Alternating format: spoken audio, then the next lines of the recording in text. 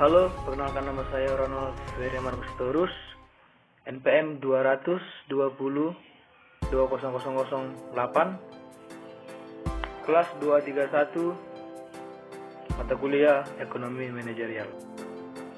Di sini saya akan menjelaskan pengambilan keputusan dalam keadaan tak kepastian dan teknik penyelesaian pengambilan keputusan tidak pasti. Pengambilan keputusan dalam keadaan tak ada kepastian merupakan keadaan yang tak kita inginkan. Akan tetapi justru situasi semacam ini yang kita hadapi sehari-hari. Contoh, kejadian dunia yang drastis sifatnya. Misal, embargo tahun 1973 membuat pemimpin negara industri pengimpor minyak terkejut dan panik. Itu contohnya. Atau misalnya juga sekelompok karyawan baru, proses produksi baru, sistem pengendalian mutu baru, dan suatu pasar baru. Teknik penyelesaian pengambilan keputusan tidak pasti. Yang pertama, kriteria maksimal. Apa itu kriteria maksimal? Kriteria maksimal pengambilan keputusan dianggap sangat optimis, yaitu dipilihnya hasil terbesar dari alternatif yang memberikan hasil maksimal dalam keadaan berbagai semua keadaan yang mungkin, payoff dan probabilitas yang lainnya. Yang kedua, kriteria maksimis. Pada kriteria ini, keputusan dianggap pesimis atau konservatif tentang masa depan. Hasil terkecil untuk setiap alternatif dibandingkan dengan alternatif yang menghasilkan nilai maksimal dari hasil minimal yang dipilih atau memilih alternatif yang minimalnya paling besar. Kriteria Laplace atau kriteria equal likelihood, bahwa probabilitas terjadi berbagai kondisi adalah sama besarnya.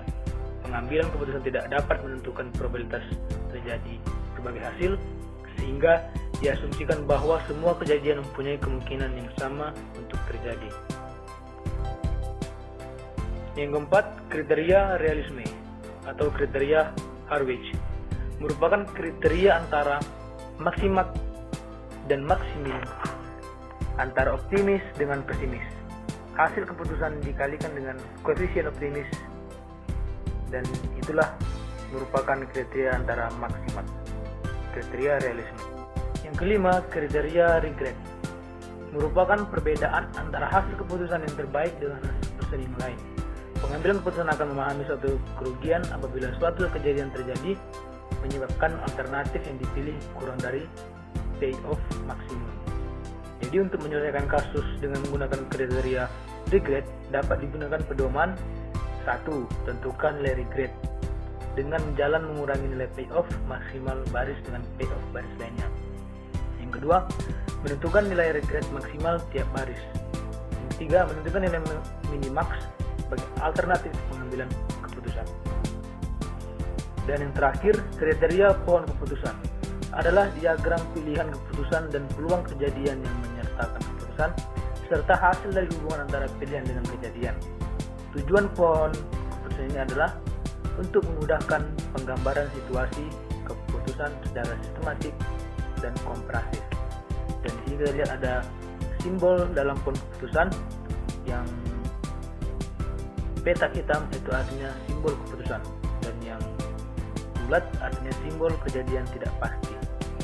Jadi ada di sini contohnya, sebuah produk yang berada pada tahap pengembangan mempunyai probabilitas untuk diperbarui, dan jika berhasil diperbarui, produk ini mempunyai probabilitas 0,9 untuk laris.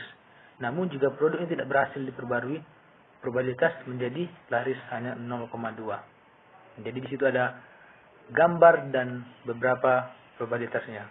Ini diagram pohonnya dan probabilitas produk laris atau PL. Inilah penjelasan singkat tentang pengambilan keputusan dalam keadaan tidak pasti beserta tekniknya. Sekian dan terima kasih.